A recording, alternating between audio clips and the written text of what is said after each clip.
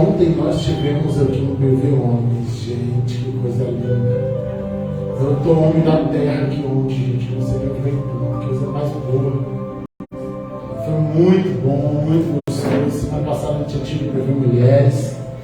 Aí devagarzinho a gente vai ativando esses setores aí para a glória do Senhor Jesus. Aí tem sido bênção em nome de Jesus. Deus abençoe a todos que se esforçaram por trazer um convidado. Me surpreendi com a quantidade de convidados. Coisa linda. Isaías 55, 11 é um monte de homem feio, mas que junto fica uma coisa bonita, né?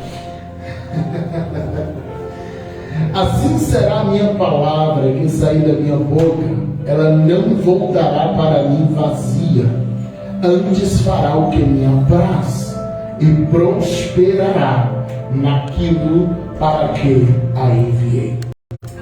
Assim será. Vamos ler junto? A gente lê a oração aqui. E assim a gente lê e fica tudo igual. 1, 2, 3. Assim será a palavra que sair da minha boca. Ela não voltará para mim vazia. Antes fará o que me apraz e prosperará naquilo para que a enviei. Amém. Fale com Deus. Pai, obrigado, Jesus. Obrigado porque há uma unção aqui nesta casa, nessa noite. Nós te louvamos, Deus, pela tua presença. Pedimos que essa presença não se retire no meio de nós, Pai. A tua unção tem a liberdade de continuar se manifestando aqui. Nós pedimos isso na certeza da resposta. Em nome de Jesus. Amém. Todos vocês.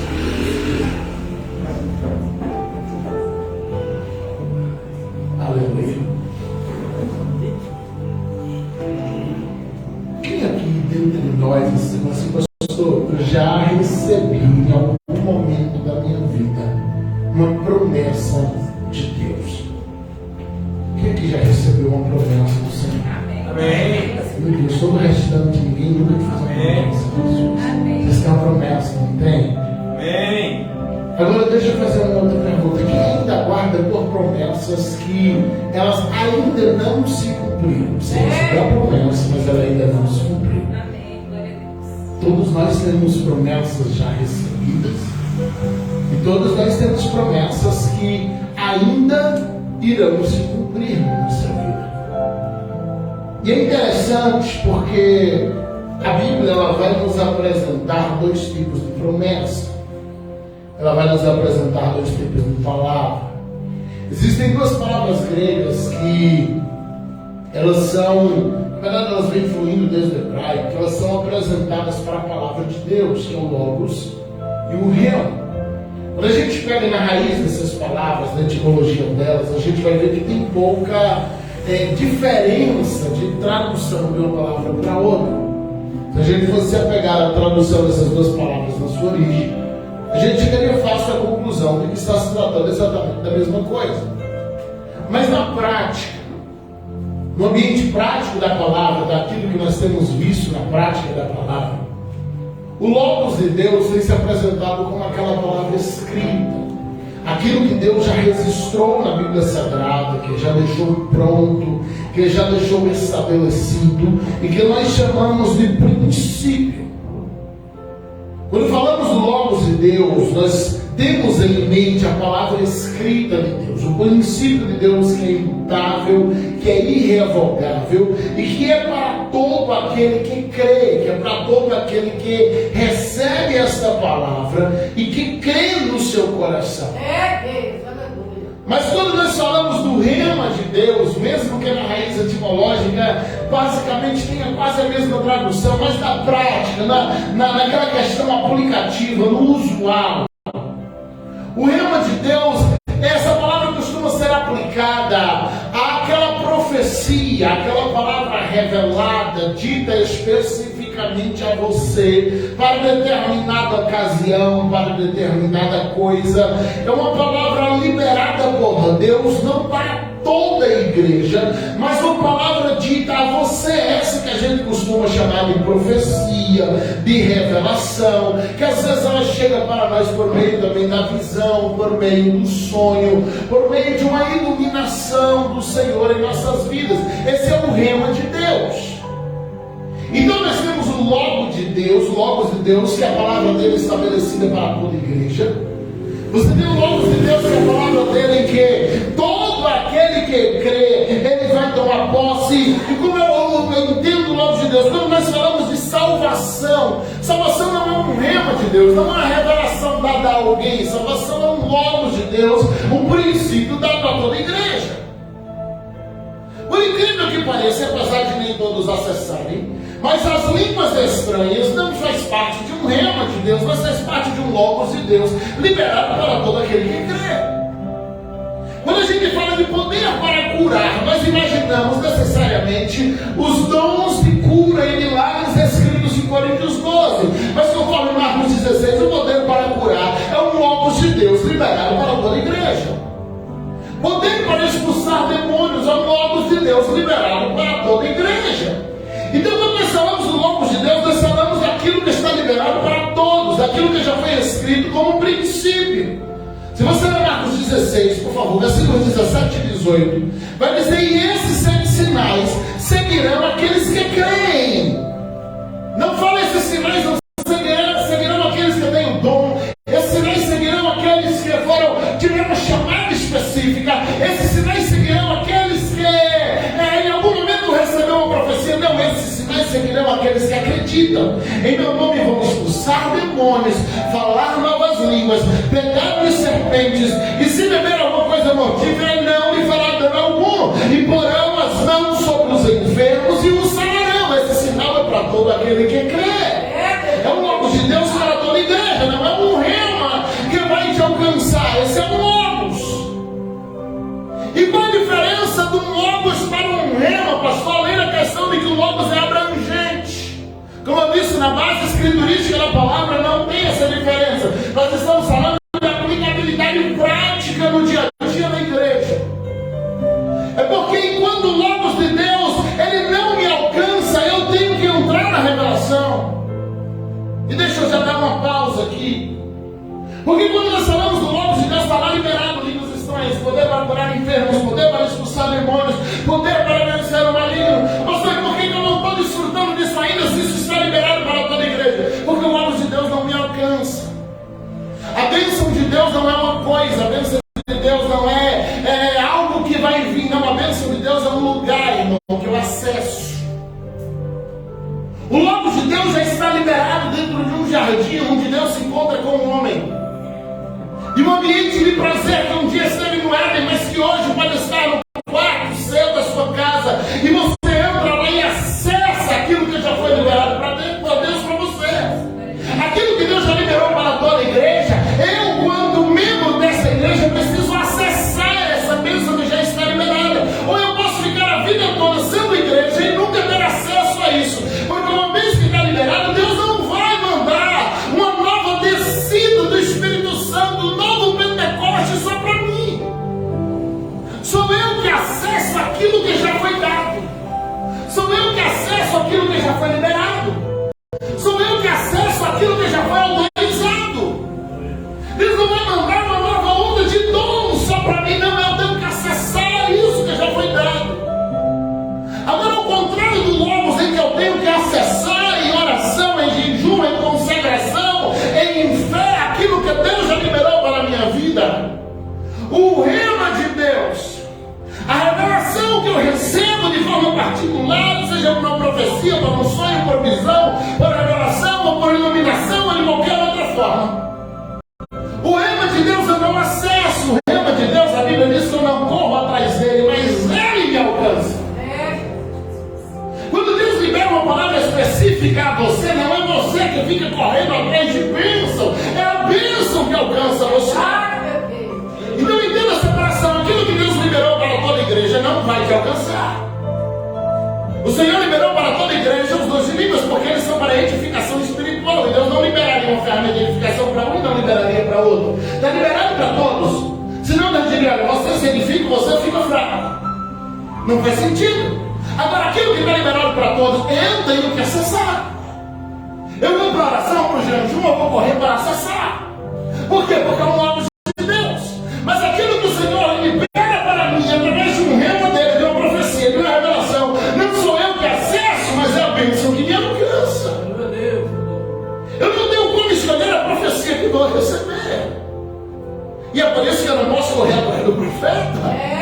Porque quem quer falar comigo não é o profeta, é Deus. E se é Deus, ele não precisa usar aquele profeta específico que eu idolatro. Ele pode usar até uma criança na rua. A profecia me alcança, a bênção me alcança. Uma vez que foi falado da boca de Deus, essa profecia vai te alcançar. Então não há muito que a gente pode fazer para acessar a palavra liberada. Eu falo daquela por meio de um rema. O rema eu tenho que Deus cansar na certeza de que Deus falou, sepultar que vai se cumprir. Obviamente que há remas condicionais. A palavra os condicionais é que Deus te fala algo e na verdade Ele está sinalizando aquilo que Ele quer fazer, porque você vai precisar acessar um pouquinho mais da oração, no jejum, para acessar certas coisas. Há profecias que na verdade é um despertamento de Deus por meio de um rema para você acessar um algo. Às vezes você está adormecido quando a algo já está liberado para a igreja, ou você está só orando, dizendo Deus me dá, e Deus está dizendo se Ele vier acessar e não ficar feito um pidão. Então Deus vai liberar a palavra profética para te despertar, para acessar um algo. Então há profecias condicionais, sim. Há profecias que dependem da atitude minha, sim. Agora eu preciso entender que, na maioria das vezes, aquilo que o Senhor libera para mim por uma palavra profética vai exigir de mim apenas confiança e descanso, para entender que o que Ele fala, Ele cumpre, para entender que o que Ele fala, Ele não volta atrás, e para entender que Ele não errou de interesse quando falou comigo. E aí tem muita gente que fica dizendo assim, não, mas é porque o pastor passou uma profecia em voz alta, o irmão do lado roubou minha bênção. Eu ouvi alguém falar isso, gente, eu nem acreditava que tinha essa ideia. E aí passou uns dias, eu fui falar isso com outra pessoa, e disse, não pastor, mas tem isso. Falei, como irmão? Quer dizer que Deus está mandando uma bênção lá, direcionou para o Yuri aqui, e o Marcelo consegue com um superpoder desviar a bênção de Deus para ele. Uau! Isso é muito forte. Você não faz isso? Então a gente fica dizendo, não, mas o irmão roubou a minha bênção. Não, irmão, se foi Deus que liberou, sabe? É espírito guiado. Não é um endereço, se foi para você, é para você. E você tem que tomar posse disso, se foi realmente Deus quem falou. Então se foi Deus que falou, se foi realmente Deus que falou. Porque existem duas coisas. Existe aquilo que Deus falou e existe aquilo que eu acredito que Deus falou. Você já teve uma promessa assim que você acreditou muito que Deus tinha falado, depois do tempo você caiu na real que Deus nunca tinha dito aquilo? Em algum momento você botou aquilo na sua cabeça que Deus tinha falado, na verdade você caiu na real que Deus nunca disse. Às vezes acontece a pessoa botar na cabeça, não, Deus nem fez uma promessa. Você caiu na real depois do tempo que ninguém nunca realmente fez aquela promessa. Então existe aquilo que eu boto na minha cabeça que Deus falou assim, que Deus tem falado. Eu espero que ninguém aqui nunca tenha tido essa experiência. E existe aquilo que você ouve também, de alguém que disse que Deus falou, quando na verdade não era Deus que estava usando. Então por isso que eu não posso me aperrear quando eu recebo uma promessa. Eu não posso entrar em desespero, por quê? Porque eu não tenho como saber se Deus realmente falou por meio do profeta, ou o profeta criou a própria profecia. O que eu posso fazer quanto a isso, pastor? Descanse. Porque se foi Deus que falou, de algum modo, sem precisar que isso faça nenhum sentido, Romanos 8:28 vai se cumprir na sua vida, e todas as coisas cooperarão para o cumprimento da promessa na vida daquele que ama a Deus. Se Deus realmente falou, não importa o quanto a circunstância está dizendo o contrário, Deus vai cumprir a promessa. Agora, quando é que a minha fé se abala? É quando eu recebo uma grande promessa e a circunstância parece me levar para o lado oposto da promessa. É quando a vida estava muito boa, mas até a promessa chegar, e a partir dali começa a dar problema. Você estava indo tudo bem, lembra do José lá na casa do pai, filho querido? Até o manto era diferente, tudo era diferente. Um dia ele recebe uma grande promessa por meio de 2 sonhos. Meu irmão, a vida do José virou de cabeça para baixo depois da promessa. Se eu fosse José, eu não estava nesse negócio, porque depois da promessa, parece que as coisas estão indo tudo para o lado oposto, parece que tudo está ficando difícil. Como é que você explica para rema, uma profecia, uma revelação sobre cura, e ele chegou na segunda-feira e o médico disse: olha, seu estado agravou. Como a gente explica para ele, bota na cabeça dele que Deus ainda vai fazer um milagre? Como você explica para mim que no domingo recebeu uma profecia de que Deus ia prosperar ele, mas na segunda ele foi desempregado? E como você diz para ele: não, meu irmão, mas Deus falou, ele vai te prosperar? Como você explica para alguém que recebeu uma promessa que Deus vai salvar o marido, a esposa, o filho, e aí chega no outro dia e descobre que a situação daquele filho, daquele parente é muito mais grave do que ele imaginava? E a gente começa a olhar para a promessa e dizer assim: não foi Deus. Ou se Deus falou, ele estava brincando com meus sentimentos. Só que Deus não brinca com os sentimentos de ninguém. Verdade. Deus não te faz uma promessa simplesmente para te iludir no domingo e assim você ter mais força na segunda. Não, meu irmão. Quando ele te fala, ele está dizendo: filho, independente do que vai acontecer na segunda, na terça, na quarta, na quinta, na sexta, no sábado, fica com a palavra recebida, porque a palavra vai sair da minha boca, não vai voltar sem antes cumprir aquilo que foi dito. É claro que é mais fácil falar quando a gente está ali fora. É claro que é mais fácil falar quando o problema não é nosso. Mas para quem recebeu a promessa e não viu a promessa se cumprindo já nos primeiros dias, a fé abala. As estruturas se vão, a certeza se acaba, o coração se entristece. A Bíblia diz em Provérbios 13, verso 12, dizendo que uma esperança adiada, muito demorada, ela enfraquece o coração. Mas a Bíblia também diz: quando o desejo se cumpre como uma árvore de vida, e aquilo traz vida para a gente.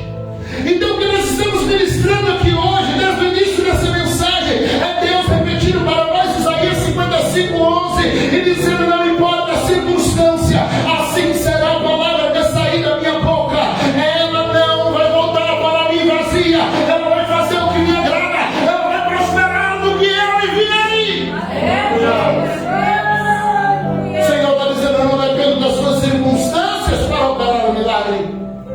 Eu não dependo da tua geografia para operar o milagre.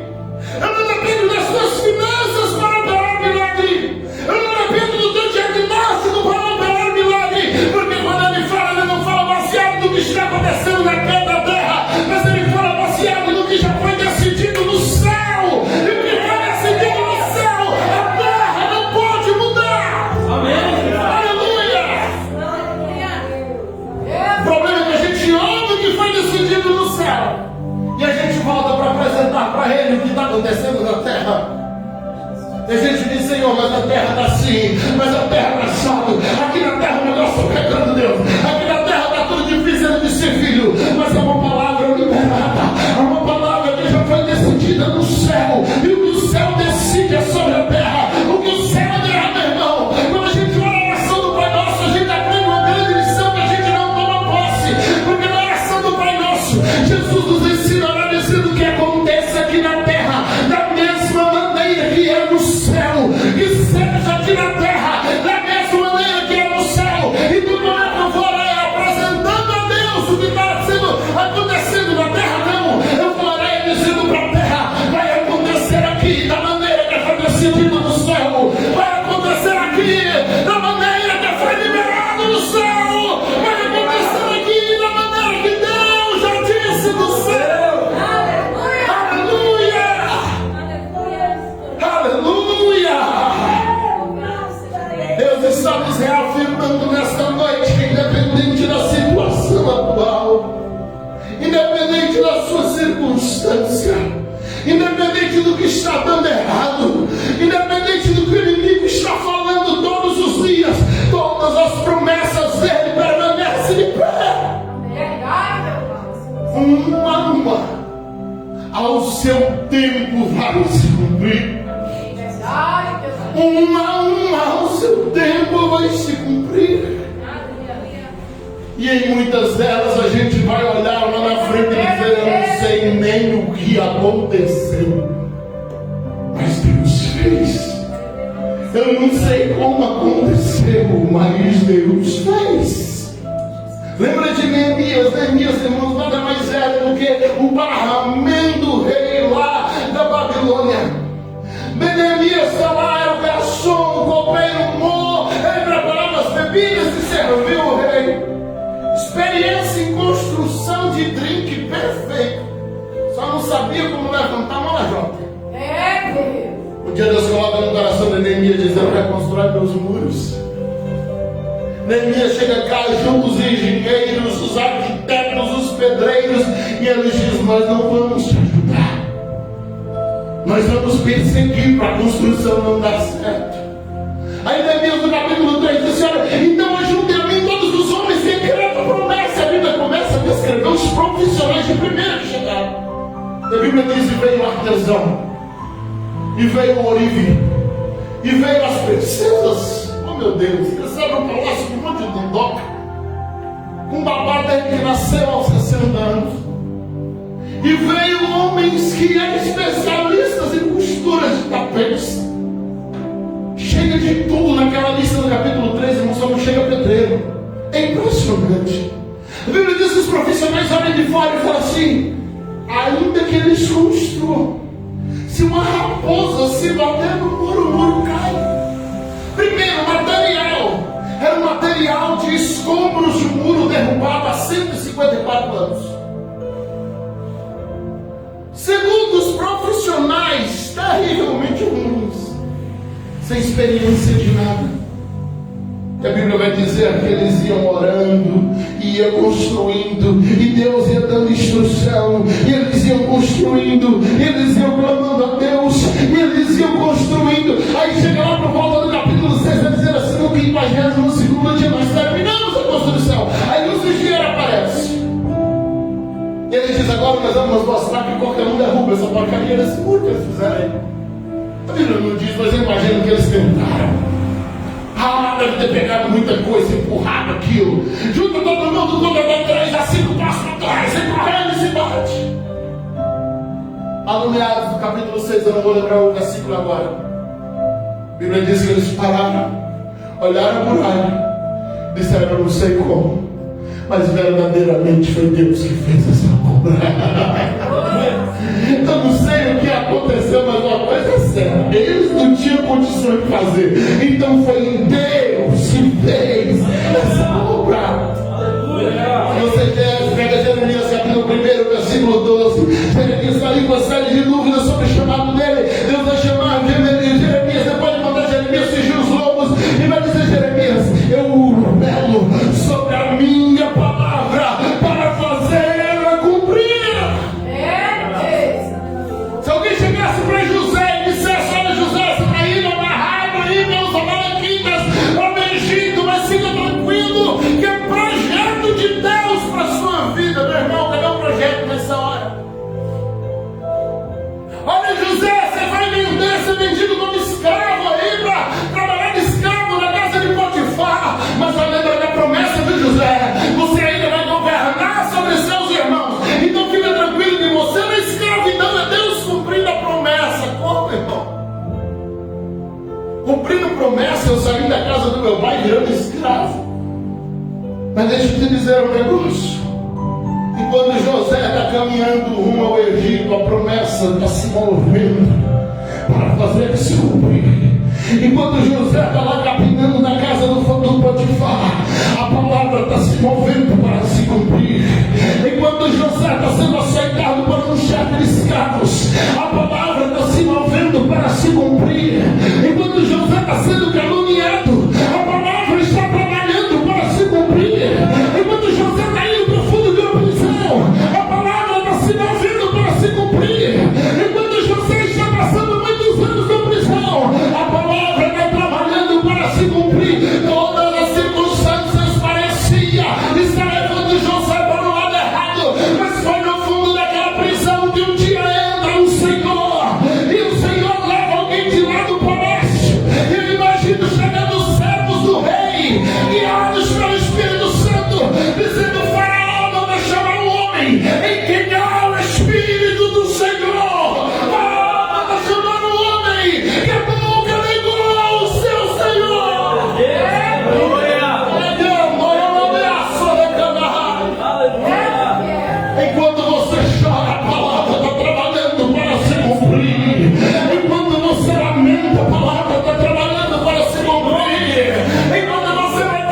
de manhã, a palavra está trabalhando para se cumprir. Enquanto você come aquela comida que não era o que você queria, a palavra está trabalhando para se cumprir. Enquanto você acha que está dando tudo errado, Deus está vencendo a minha palavra, continua se movendo e trabalhando para se cumprir.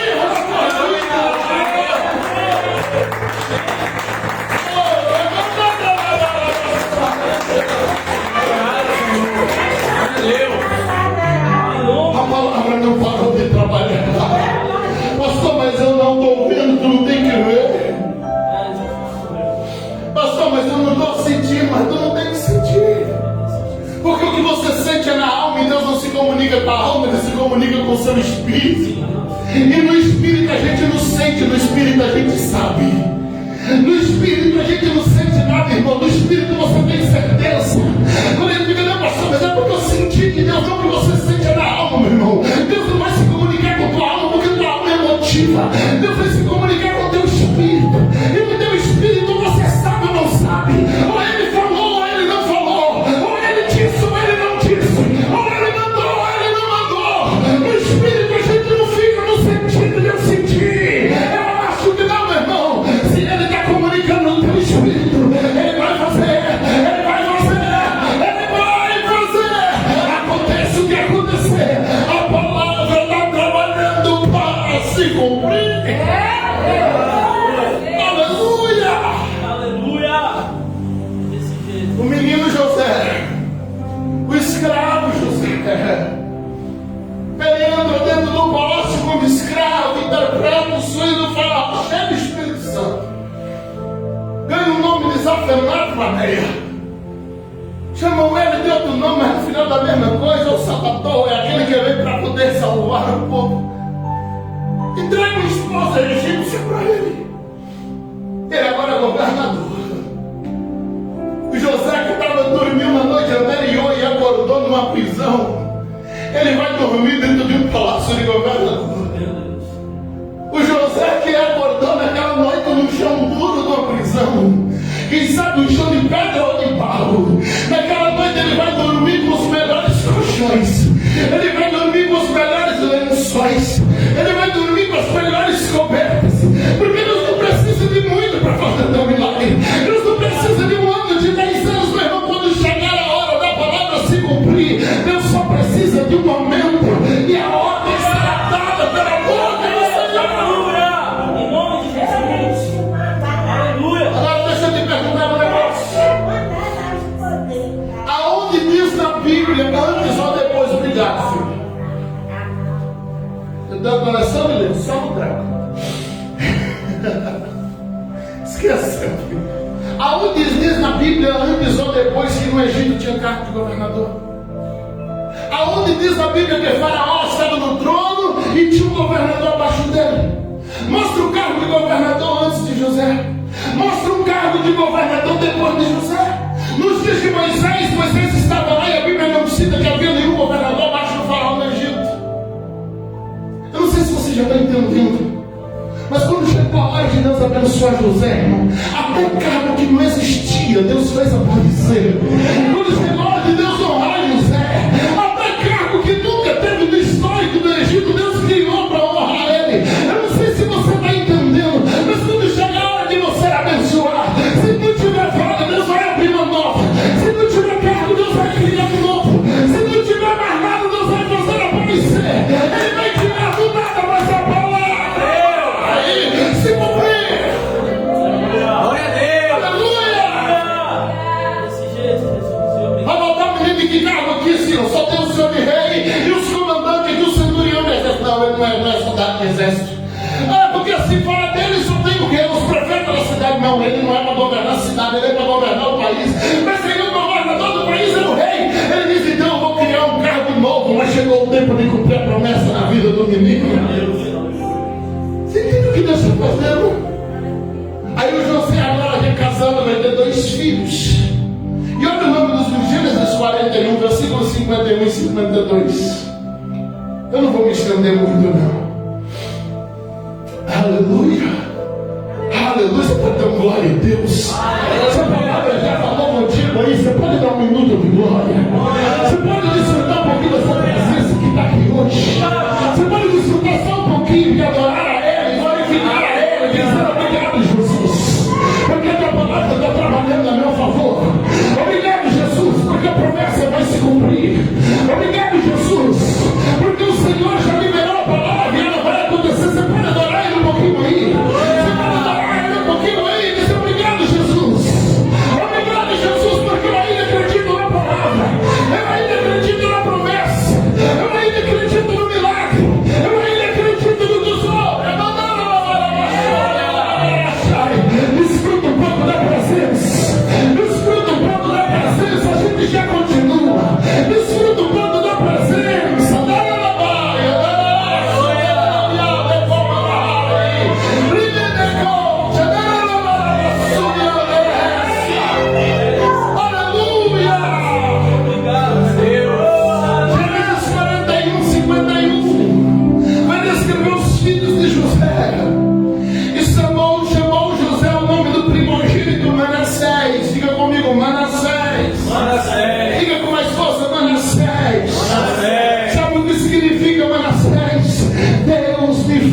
Esquecer de todo o meu trabalho e de toda a casa do meu pai. Levanta sua mão, deixa eu profetizar na tua vida. Deus vai te fazer esquecer de todo o tempo da lágrima. Deus vai te fazer esquecer de todo lugar do sofrimento. Deus vai te fazer esquecer de todo o tempo em que você chorava e lamentava. Deus vai te fazer esquecer daquele tempo em que você está perdendo a esperança. Vai nascer um Manassés e a bênção vai ser tão grande que até para lembrar do tempo de dificuldade você vai ter dificuldade, meu irmão, porque é Deus que está fazendo nascer milagre hoje na sua vida. Aleluia! Aleluia! Segura aí, versículo 52.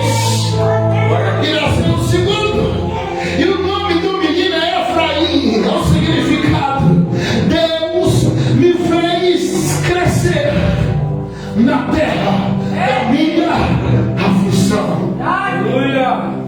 Deus me fez crescer na terra da minha aflição. Você pode levantar a mão para ver, só você que acredita.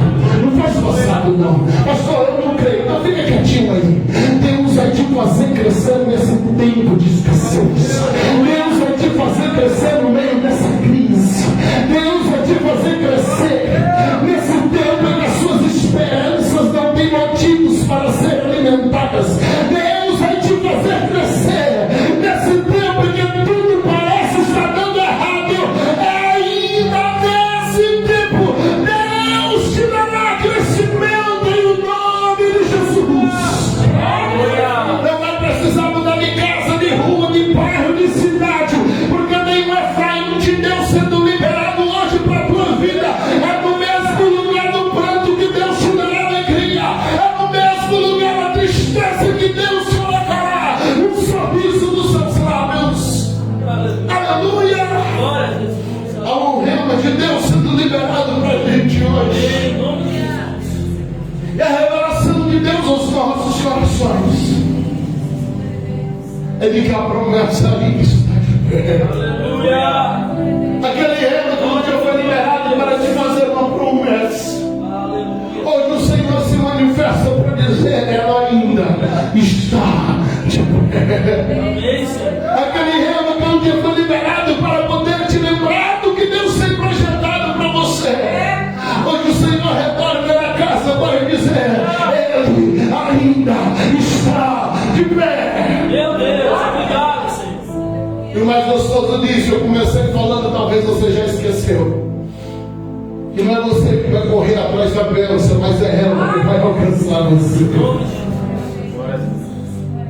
Não é você que vai correr atrás do milagre, mas quando você menos esperar, a porta dessa prisão sentimental, espiritual, emocional, financeira, a porta disso abre e alguém vai dizer: o rei está mandando chamar alguém em quem há o Espírito do Senhor. Aleluia! Qual o segredo para tudo isso, pastor? Permaneça no Espírito do Senhor. que quando chegar a hora de se apresentar ao Rei, o Espírito Santo tenha autoridade para falar na tua boca.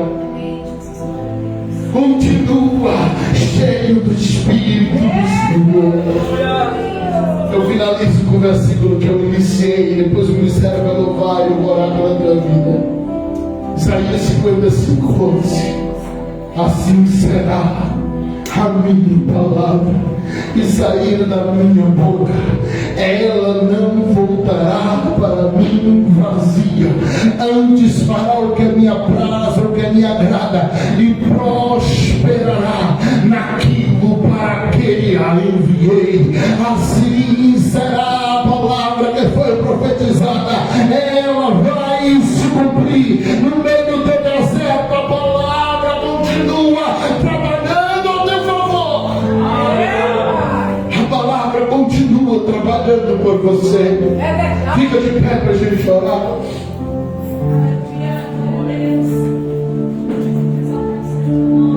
Aleluia. Aleluia.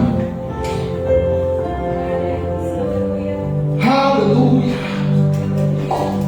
Passei hoje de mais ou menos 1 até 2h30, cerca de 1h30, preparando um esboço e tal lição. Chegou agora à tardezinha, na hora de ir embora, falei com a minha esposa: estou desesperado, estou indo para a igreja recebendo uma palavra. E ela disse: por que você ficou fazendo isso na tarde? Eu falei: o Senhor disse que não é aquela mais não, o coração já fechou para aqui, o Senhor mudou. Então, se você está aqui hoje e recebeu essa palavra, quero que você entenda que essa é uma revelação de Deus ao seu coração. Não foi algo que o pregador estabeleceu no coração desde cedo pregar e fez lá uma mensagem preparada para você. Não, esse é um rema de Deus para o seu coração essa noite. O Senhor está tentando nos lembrar de que a promessa dele ainda está. Você pode falar com ele aí agora. Eu não sei qual foi a promessa que você recebeu. Eu não sei o que é que tem te feito perder a esperança. Eu não sei o que é que tem te feito te desacreditar no teu milagre. Pastor, estava tudo bem até o dia da promessa. Mas depois da promessa parece que as coisas estão dando todas erradas. Mas eu quero nessa noite que você guarde em seu coração. A palavra está de pé. A promessa está de pé. A palavra está trabalhando por você. A palavra está trabalhando por você. Espírito Santo, eis-nos aqui diante de Ti com todos os nossos fardos e dilemas. Alguns estão caminhando rumo a um Egito estranho, outros sendo escravos, outros prisioneiros. Mas uma coisa que parece ser comum em tempos de provas, independente de qual seja ela, é que a prova parece que nunca vai acabar. É que a prova parece que nunca vai mudar. É que a situação parece, Deus, que nunca vai ter fim. Mas a palavra que sai da tua boca, o Senhor disse hoje que ela vai cumprir. Não importa o diagnóstico, não importa que o médico, advogado, seja lá quem for disse, não importa o que a circunstância está dizendo.